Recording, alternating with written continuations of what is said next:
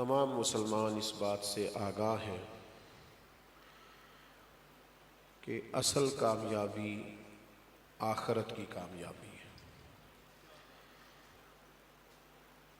وہ آدمی جو بڑا میری طرح سے بے عمل ہے اور بہت سارے کام خیر کے نہیں بھی کر پاتا، لیکن یقین اس کا بھی یہی ہے کہ کامیابی اصل وہی ہے جو قیامت میں نصیب ہوگی۔ کون لوگ ہوں گے جو قیامت میں کامیاب ہوں گے؟ کون ہوں گے جو قیامت کے دن اعزاز پائیں گے، مقام پائیں گے؟ چونکہ ختم شریف کی محفل ہے نا، ہمارے بھائی محمد حسین صاحب کے والدین کا ختم ہے۔ کون سے لوگ ہیں جو صبح قیامت اللہ کی بارگاہ سے عزت اور شرف پائیں گے؟ تو قرآن مجید نے فرمایا کہ یوم نحشر المتقین الی الرحمن وفدا۔ فرمایا جو متقی لوگ ہوں گے نا، پرہیزگار،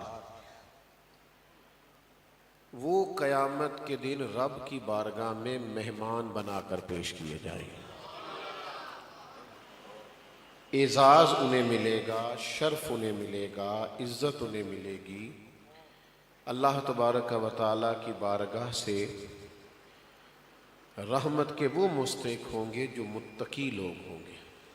متقی کسے کہتے ہیں؟ متقی کہتے ہیں گناہ سے بچنے والے کو، محتاط زندگی گزارنے والے کو۔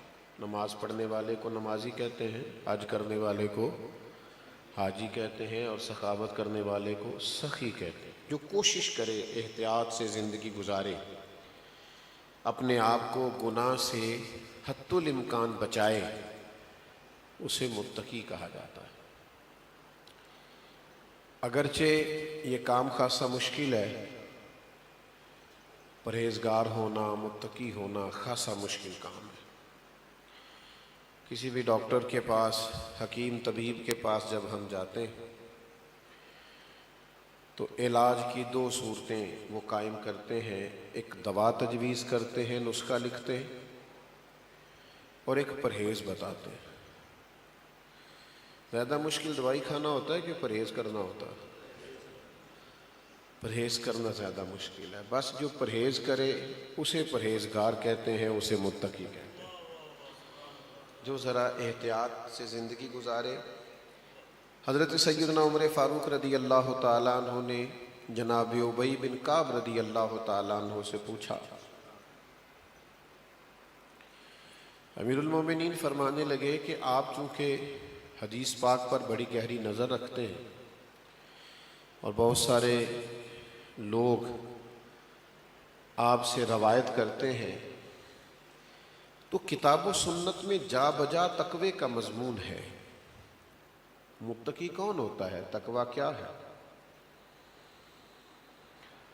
تو حضرت ابی بن کعب رضی اللہ تعالیٰ عنہ عرض کرنے لگے، امیر المومنین آپ بھی مجھ سے بہت بہتر اور بڑھ کر جاننے والے ہیں، اور چونکہ آپ نے میرے ذمے لگایا ہے تو میں کتاب و سنت کو دیکھنے کے بعد اس نتیجے پر پہنچا ہوں کہ کسی شخص نے کھلا لباس پہنا ہو اور تنگ رستے سے گزر رہا ہو، رستے کے دونوں جانب کانٹے دار جھاڑیاں ہوں۔ میری بات پہ توجہ فرمائیے گا۔ تنگ رستہ ہے، دونوں جانب جھاڑیاں ہیں، گزرنے والے نے گزرنا ہے، لباس اس کا کھلا ہے۔ تو آپ عرض کرنے لگے، امیر المومنین بندہ کیسے گزرے گا؟ تو حضرت فاروق اعظم فرمانے لگے، سادی سی بات ہے، ذرا کپڑے سمیٹ لے اور دائیں بائیں توجہ کرے کہ کپڑے جھاڑیوں سے الجھ نہ جائیں، کانٹے دار جھاڑیوں سے لگ نہ جائیں۔ حضرت ابی بن کعب کہنے لگے، بس دنیا میں بھی دونوں جانب گناہوں کی جھاڑیاں ہیں، جو ذرا بچ کے گزر جائے اسے متقی پرہیزگار کہا جاتا ہے۔ تھوڑا محتاط رہنا ہے، تھوڑا احتیاط کرنا۔ اللہ نے زبان دی ہے، جو چیزیں انسان کو اشرف المخلوقات کرتی ہیں نا، جو انسانی شرف کا باعث ہے، ان میں ایک نطق ہے، بولنا۔ لیکن اس کو بھی ذرا احتیاط سے ہی کھولنا چاہیے۔ زبان کا تقوی بڑا ضروری ہے۔ کچھ لوگ شوقین ہیں باتیں کرنے کے، بہت بولنے سے انسان کا وقار مجروح ہوتا ہے، اس کے جملے، اس کے لفظ بے وقت ہوتے ہیں، وزن نہیں رہتا، لوگ کہتے ہیں عادت ہے، زیادہ باتیں کرتا ہے۔ تو محتاط انداز گفتگو یہ اتنا ضروری ہے زبان کا تقوی کہ نبی کریم علیہ السلام نے فرمایا کبھی کبھی تم بات کرتے کرتے ایسا جملہ بولتے ہو تمہیں خبر بھی نہیں ہوتی، رب تمہارے لیے جنت کا فیصلہ کر دیتا ہے۔ اور کبھی کبھی بات کرتے کرتے تم ایسا سخت جملہ، ایسی ناپسندیدہ بات کرتے ہو تمہیں پتہ بھی نہیں ہوتا، اور تمہارے اس جملے کی وجہ سے اللہ تمہارے لیے جہنم کا فیصلہ کر دیتا ہے۔ یہ مشکوٰۃ شریف میں موجود ہے۔ تو تھوڑا سا احتیاط سے بات کر لی جائے، تھوڑا جملہ سوچ کے بول لیا جائے۔ کچھ جگہوں پہ بغیر بولے بھی گزارا ہو جاتا ہے، تو بغیر بولے گزارا کر لیا جائے، کہیں خاموشی اختیار کر لی جائے، اس میں بھی نجات ہے۔ تو زبان کا تقوی، احتیاط، اور ہمارے صوفیاء فرماتے ہیں کہ اس سے پہلے ضرورت ہے کہ آپ کا ذہن پرہیزگار ہو، آپ بدگمانیوں کا شکار نہ ہو، آپ اچھا سوچنے کے اور اچھا گمان رکھنے کے اور لوگوں کے بارے میں خیر کا سوچنے کے عادی ہوں، تو یہاں سے تقوی شروع ہوتا ہے۔ اچھا سوچیں اور پھر اچھا بولیں، اور پھر معاملات میں احتیاط کریں۔ اللہ کرے آپ موبائل کم دیکھیں اور میری بات زیادہ سنیں۔ ماشاءاللہ سے کچھ دوستوں کو بڑا ہی پیار ہے موبائل سے، میں تو قائل ہو گیا ہوں موبائل کی محبت کا، بیچارے مطلب اسی پہ لگے ہوتے ہیں۔ تو اللہ آپ کو جزائے خیر عطا فرمائے۔ اور بھی غم ہے زمانے میں محبت کے سوا، اور بھی کئی کام کرنے والے۔ غور فرمائیے کیا عرض کر رہا ہوں۔ معاملات کا مسئلہ، لوگوں کو ایک دوسرے کے ساتھ ملنا ہوتا ہے، معاشرتی زندگی ہوتی ہے، اس کے اندر ذرا تقوی کا خیال کرنا، لین دین کے معاملات ہوں، اخلاقی معاملات ہوں، رویوں کا مسئلہ ہو۔ قرآن مجید نے کہا وَقُولُوا لِلنَّاسِ حُسْنًا، لوگوں سے اچھی بات کہو، معقول بات کہو، لب و لہجے سے شائستگی چھلکے، کسی شخص کا دل توڑ دینا، تلخ بات کر دینا، اس کی غیر موجودگی میں اس کے بارے میں ثقیل جملہ بولنا مومن کی شان نہیں۔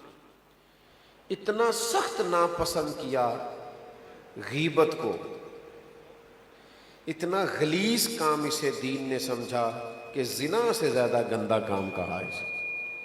کیوں؟ اس لیے کہ یہ تقوی کے خلاف ہے۔ آپ کسی کے بارے میں رائے دیں تو ایک معتبر ہستی حضور کی بارگاہ میں حاضر تھی، ایک خاتون، ایک اور خاتون وہاں آئیں تو انہوں نے کہا کہ قد دیکھیں کتنا چھوٹا ہے۔ اچھا بالکل سچی بات تھی، کسی کا قد چھوٹا ہوگا تو چھوٹا ہی کہا جائے گا نا۔ کہا دیکھو قد کتنا چھوٹا ہے۔ یہ معاملات ہیں، آپ کا کسی کے ساتھ گفتگو ہے۔ اللہ کے حبیب علیہ السلام تشریف فرما تھے، فرمایا آپ نے اتنی ترش بات کی ہے کہ اگر دریا میں ڈال دی جائے تو کڑوا ہو جائے۔ آپ کو حق نہیں ہے آپ کسی کے بارے میں اس طرح کا رویہ اختیار کریں۔ اس طرح یہاں تو لوگ کسی کا ناک دیکھ کے مذاق اڑا رہے ہوتے ہیں، اور کسی کا رنگ دیکھ کے مذاق اڑا رہے ہوتے ہیں، اور کسی کا آنا جانا دیکھ کر لوگوں کا مزاج یہ بنا ہوا ہوتا ہے۔ تو اس سے اس کو تو کوئی فرق نہیں پڑ رہا، اسے تو شاید پتہ بھی نہ ہو کہ آپ اس کا مذاق اڑاتے ہیں، لیکن آپ کس نچلی سطح پر گر گئے، آپ کس معیار کے آدمی بن گئے، یہ آپ کو سوچنا چاہیے۔ تو اس معاملے میں بھی متقی پرہیزگار ہونا معاملات میں کہ احتیاط کے ساتھ رویے رکھنا ضروری ہے۔ اور تیسری بات جو بڑی اہم ہے، بڑی بنیادی ہے، کچھ چیزیں ایسی ہوتی ہیں جن کا شخصیت پر اور طبیعت پر بڑا اثر ہوتا ہے۔ وہ ہمارے بڑے بوڑھے کہا کرتے تھے کہ انسان اپنا ڈاکٹر خود ہوتا ہے. اسے پتہ ہوتا ہے کیا کھانے سے میری تکلیف بڑھ جاتی ہے اور کیا کھانے سے میری طبیعت ٹھیک ہوتی ہے، پتہ ہوتا ہے. یہی مسئلہ رزق کا ہے. رزق کے معاملے میں جو لوگ غیر محتاط ہوتے ہیں نا، جو ان کا نہیں، جب وہ کھا لیتے ہیں نا تو پھر ان کا تعلق اللہ سے ٹوٹتا ہے، کمزور ہوتا ہے. رزق حلال اتنا ضروری مسئلہ ہے. آپ کھانا کھا رہے تھے تو کھانا کھاتے اگر کسی نے آپ کے کان میں کہہ دیا کہ صدقے کا ہے، بکرا صدقے کا ہے، 2 لقمے آپ کھا چکے تھے اور آپ کو اس کی لذت آئی تھی، کان میں کسی نے کہا صدقے کا، منہ میں ذائقہ بدل جاتا ہے.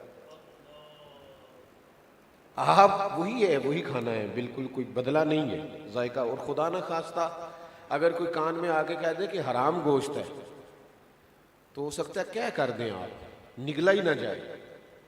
کیوں کہ اللہ تعالیٰ نے ہمارے حافظوں میں، دین نے، سنت نے، شریعت نے ہمارے ذہن اس طرح کے بنا دیے ہیں کہ حلال سے ٹھنڈک نصیب ہوتی ہے.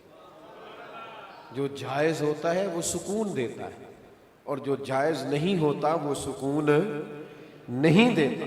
آپ لاکھوں جمع کر لیں، کروڑوں جمع کر لیں، ہزاروں لے آئیں، جو مرضی چیز کریں، لیکن آپ کو جو تسلی اور ٹھنڈک ملے گی وہ رزق حلال میں ملے گی.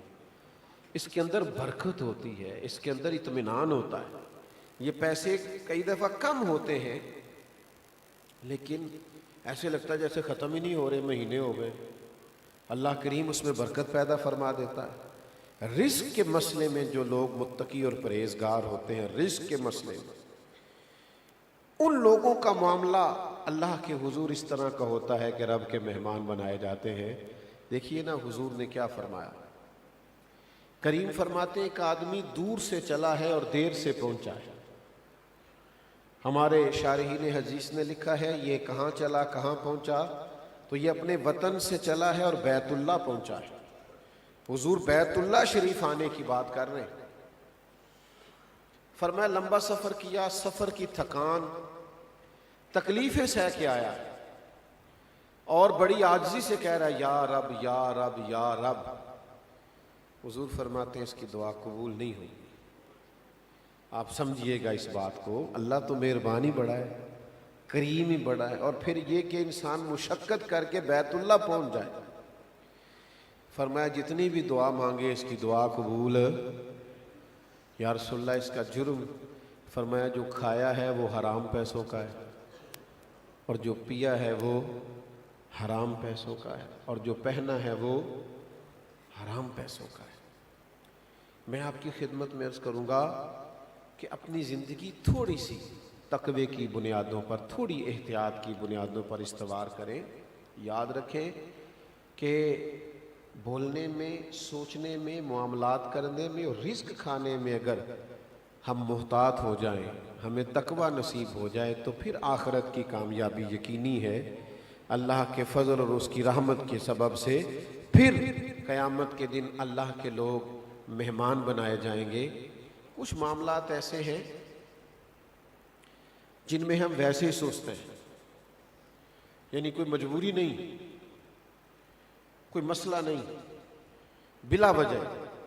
آج کل ایک مسئلے میں بڑا پریشان ہوں. کسی مسجد میں فجر پڑھنے کا موقع ملتا ہے تو بڑا تکلیف والا مسئلہ ہے. سب سے کم نمازی فجر میں رہ گئے، سب سے کم.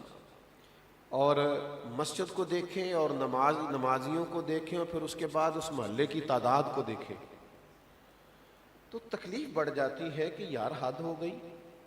وہ قوم جو کسی میلے ٹھیلے کے لیے تو رات بیدار رہ لیتی ہے اور سکرین پر کوئی من پسند چیزیں دیکھنے کے لیے تو ان کی آنکھیں کھلتی ہیں، تو جب عرش کے مالک نے آواز دی ہے کہ آجا اٹھ کے اور میرے گھر آ اور میرے حضور حاضر ہو، تو جانے کیا ہوتا ہے. اور وہی ماں باپ جو صبح سختی کر رہے ہوتے ہیں کہ جب تمہیں کہا تھا رات کو جلدی سو جاؤ تو کیوں نہیں سو رہے تھے، 7 بج گئے، اسکول کا ٹائم نکلا جا رہا ہے. اور کئی دفعہ کھینچ کر کھڑا بھی کر دیتے ہیں زمین پہ کہ چل دور کپڑے بدل. اللہ کرے کبھی ایسا بھی ہو کہ یہ والی سختی انہیں نماز فجر میں بھی یاد آئے، ان کو خیال آئے، ان کو یہ تصور جمے کہ یہ صبح بھی کبھی اس طرح کا مزاج ہمارے ہاں بنے. میں کسی مسجد کے پکے نمازی ان نمازیوں کو سمجھتا ہوں جو فجر میں ہوتے ہیں. ناراض تو نہیں ہو گئے آپ لوگ؟ نہیں، کچھ نمازی ناراض ہو جائیں گے. تہاڈی نہیں گل کردا میں تے کسے مسجد دے کسے نمازیاں دی گل کیتی. کسی مسجد کے پکے نمازی وہ ہیں جو فجر میں ہوتے ہیں، اس لیے کہ کچھ قربانی دیتے ہیں، کچھ اٹھتے ہیں. تو مہربانی فرمائے، ہم تو دیہاتی لوگ ہیں.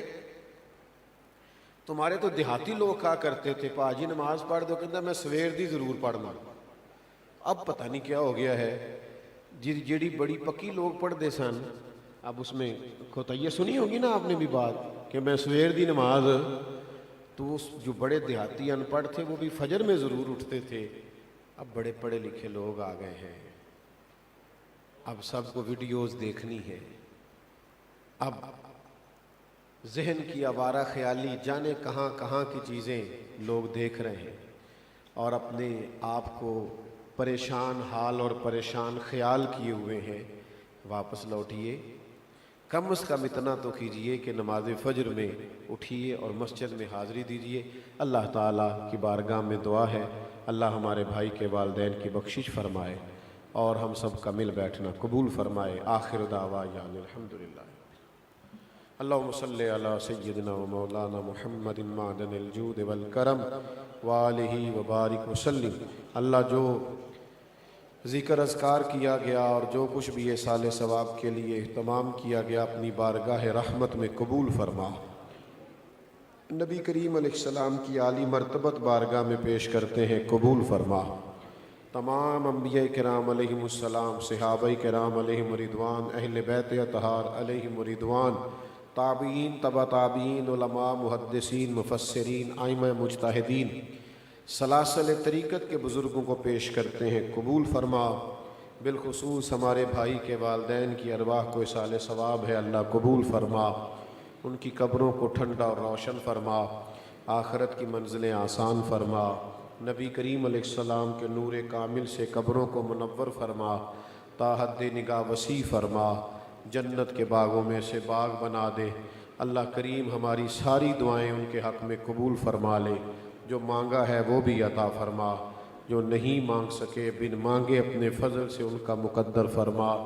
ہم جتنے لوگ یہاں حاضر ہیں، ہمارے خیش و اقارب، چھوٹے بڑے بوڑھے جو دنیا سے گئے ہیں، یہ ساری دعائیں سب کے حق میں قبول فرما. رب اغفر وارحم وانت خیر الراحمین. وصلی اللہ تعالی علی حبیبہ